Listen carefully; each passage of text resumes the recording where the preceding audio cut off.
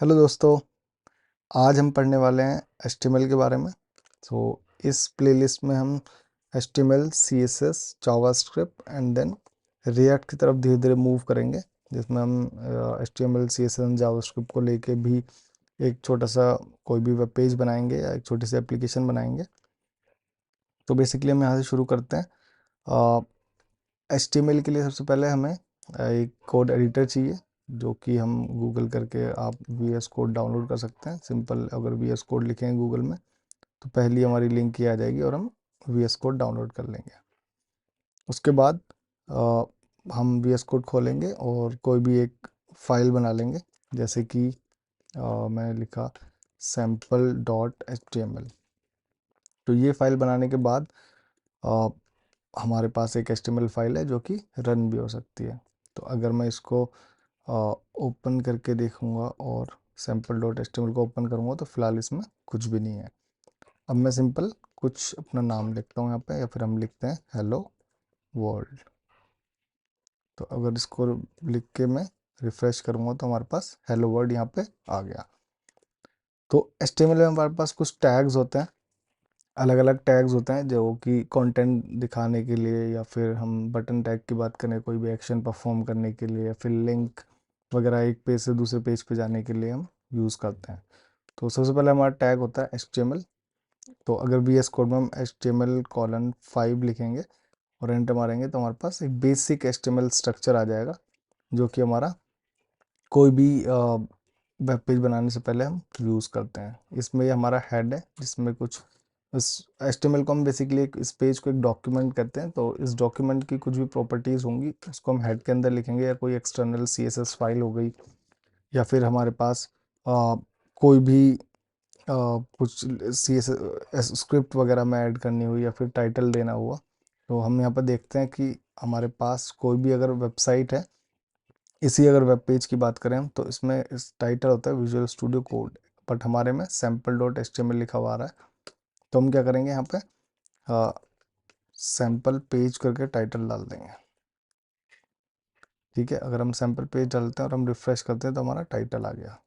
और बॉडी में हम अगेन सैम्पल वेब पेज अगर लिखेंगे और रिफ्रेश करेंगे तो यहाँ पर बॉडी में भी हमारे पास टेक्स्ट आ गया।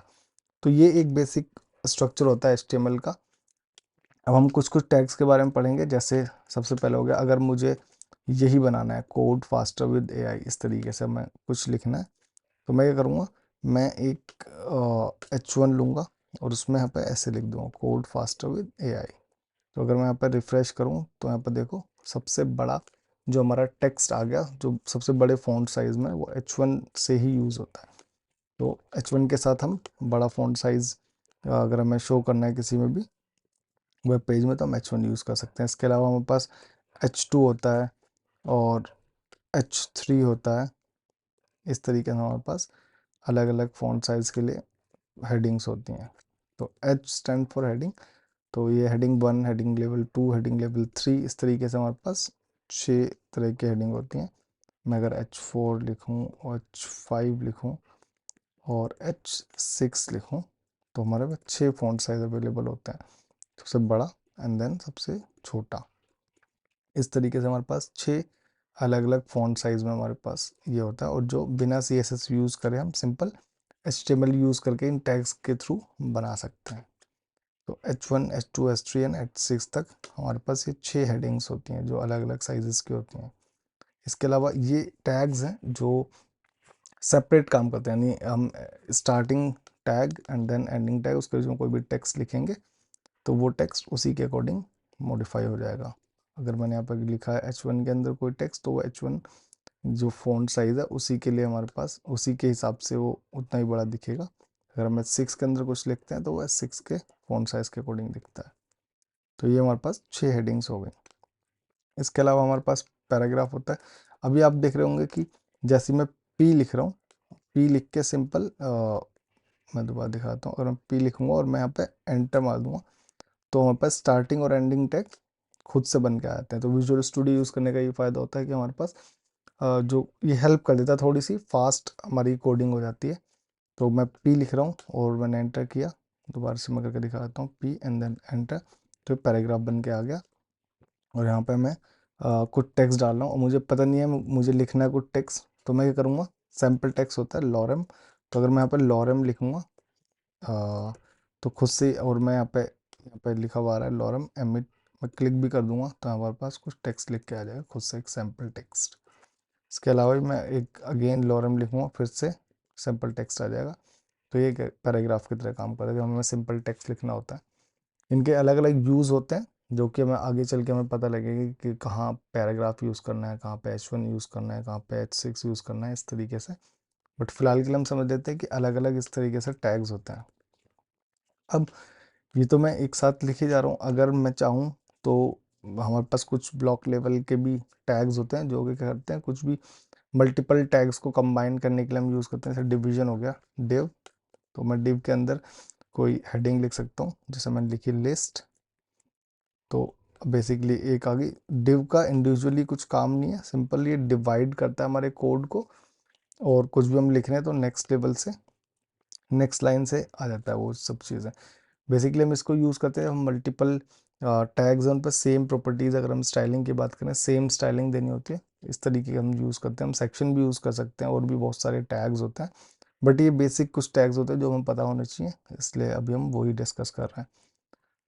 एक टैग होता है, मैं यहाँ पर लिस्ट लिखा तो हम एक लिस्ट ही बना देते हैं। तो लिस्ट दो टाइप की होती है, एक ऑर्डर्ड लिस्ट, एक अनऑर्डर्ड लिस्ट। फिलहाल अगर मैं अनऑर्डर्ड लिस्ट की बात करूँ तो हम यूएल से स्टार्ट करते हैं, और उसके अंदर फिर उसके लिस्ट आइटम लिखने के लिए हम एल आई यूज़ करते हैं, list item, L for list, I for item, तो लिस्ट आइटम।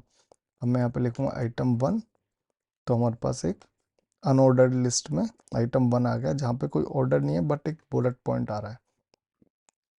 इसके साथ ही अगर मैं एल आई दोबारा से लिख के आइटम 2 लिखता हूँ, तो हमारे पास अगेन उसी लिस्ट के अंदर ये आइटम 2 आ गया, एंड देन बुलेट पॉइंट के साथ, बुलेट्स के साथ। तो अगर हमें कुछ ऐसे पॉइंट्स लिखने हैं और कोई भी ऐसे पॉइंट लिखें जहाँ पर हमें नंबरिंग नहीं करनी, तो हम simple U L and L I का यूज़ कर सकते हैं, और इस तरीके से हम लिस्ट बना सकते हैं। एक अलग तरह की लिस्ट होती है, मैं अगेन एक डिवीजन ले रहा हूँ डिव, एंड देन मैं H2 ले रहा हूँ, लिस्ट के साथ में लिख रहा हूँ ऑर्डर्ड लिस्ट, यहाँ पे मैं लिख देता हूँ अनऑर्डर्ड लिस्ट। ठीक है, मैं ऑर्डर्ड लिस्ट लिख रहा हूँ तो मैं यहाँ पे ओ एल यूज़ करूँगा, and then L I use करूँगा, अगेन आइटम 1, एंड देन एक और एल आई के साथ आइटम 2। तो यहाँ पे हम देखेंगे कि ऑर्डर लिस्ट आ गई हेडिंग, एंड देन यहाँ पे लिस्ट है, सेम लिस्ट आई है बट यहाँ पे ऑर्डर है, यानी 1 2 3 4 इस तरीके से करके हमारे पास लिखा हुआ आ रहा है। तो यहाँ पे 1 2 3 4, अगर मैं एक और एल आई लूँ तो आइटम 3 हमारे पास यहाँ पे आ जाएगा। तो यहाँ पे 1 2 3 इस तरीके से नंबरिंग आ रही है। ये नंबरिंग हम खुद से लिख नहीं रहे हैं, देखो हमने यहाँ पे कहीं नहीं लिखा, बट क्योंकि हमने ऑर्डर्ड लिस्ट से टैग किया हुआ है इसको, तो ये हमारे पास इस तरीके से आ रही है। अगर मैं एक और डिव लूँ और उसके अंदर H2 लिखूँ और लिखूँ टेबल्स, तो हमारे पास जैसे एल आई के लिए हमें पेरेंट होना ज़रूरी है, यानी ओ एल के अंदर एल आई से ही आइटम्स बनेंगे, इस तरीके से हमारे पास टेबल टैग होता है। उसके अंदर टी हेड हम लेंगे, जिसके अंदर यानी टेबल का हेडर डिफाइन करने के लिए, एंड देन टी आर एक रो बनाने के लिए, उस रो के अंदर टी एच हमारा हो गया जहाँ मैंने लिखा नेम, ठीक है, और टेबल का नाम मैंने लिख दिया स्टूडेंट टेबल। ठीक है, तो ये स्टूडेंट टेबल आ गई, और यहाँ पर नेम एक हेडर आ गया, देखा बोल्ड में आया यहाँ पर क्योंकि हमने हेडर टी एच लिया, इसकी वजह से। अगर मैं टी डी लिख देता तो हमारे पास सिंपल उसमें आता। तो क्योंकि ये हेडर्स हैं टेबल के, इसलिए मैं टी एच में ले रहा हूँ। नेम के बाद मैंने लिखी एज, एज के बाद मैं एक और टी एच ले रहा हूँ, तो जेंडर। इस तरीके से हमने स्टूडेंट का डेटा बनाया, तो नेम एज एंड जेंडर ये हमने ले लिया। टी हेड हमने लिया, इसी के साथ अगर मैं टी बॉडी लिखूँगा तो बेसिकली वो अब मेन बॉडी की बात कर रहे हैं हम, और रो के लिए अगेन टी आर यूज़ करेंगे, एंड देन टी डी यानी टेबल डेटा हम इस तरीके से देंगे। तो हमने एक टी डी ले लिया जॉन, टी डी दूसरा टी डी उसमें 20, तीसरा टी डी मेल, तो ये खुद ही अरेंज हो जाएंगे। नेम के अंदर नेम आ गया, एज के अंदर एज आ गई, जेंडर के अंदर जेंडर आ गया। तो ये फ़ायदा होता है हमारे टेबल का। ये बेसिकली स्ट्रक्चर, जो टैग्स हैं वो स्ट्रक्चर के लिए यूज़ होते हैं, नहीं हम किस तरह से कंटेंट को स्ट्रक्चर करना चाह रहे हैं। अगर हम कोई लिस्ट बनाना चाह रहे हैं तो हम लिस्ट टैग यूज़ करेंगे। अगर हम कोई अनऑर्डर्ड लिस्ट बनाना चाह रहे हैं तो अनऑर्डर्ड लिस्ट के साथ ओ एल के साथ हम यूज़ करेंगे एल आई। अगर हम ऑर्डर्ड लिस्ट बनाना चाह रहे हैं तो ओ एल के साथ यूज़ करेंगे। अनऑर्डर्ड लिस्ट के साथ U L and L I use करेंगे हम। पैराग्राफ बनाना है तो पी के साथ लिखेंगे। ये बहुत ही बेसिक लेवल की बातें हैं जो हमारे आगे थोड़ी एडवांस होंगी तो हमें पता लगेगा कि हम क्यों ये U L and L I हम ले रहे थे। ठीक है, बट अभी के लिए हम ये समझ लेते हैं कि हमारे पास कंटेंट को स्ट्रक्चर करने के लिए इस तरीके से टैग्स अवेलेबल होते हैं जो कि हम आगे यूज़ भी करेंगे। तो ये HTML की बात होगी। इसमें बहुत सारे और भी टैग्स होते हैं जो हम धीरे धीरे आगे यूज़ करते रहेंगे और उसी हिसाब से सीखते भी रहेंगे। तो अभी के लिए इतना ही काफ़ी है और मिलते हैं नेक्स्ट वीडियो में। तो नेक्स्ट वीडियो में भी हम HTML के कुछ और टैग्स की बात करेंगे, जैसे बटन हो गया और टेक्स्ट एरिया हो गया, फॉर्म्स के हमारे पास हो गए। तो अभी कंटेंट के लिए यानी टेक्स्ट के लिए हमारे पास टैग्स हैं। इसके अलावा भी और भी टैग्स होते हैं हमारे पास, बट अभी के लिए हमारे इतने काफ़ी है और नेक्स्ट वीडियो में डेफिनेटली हम बात करेंगे HTML के और टैग्स के बारे में। Thanks for watching and keep learning.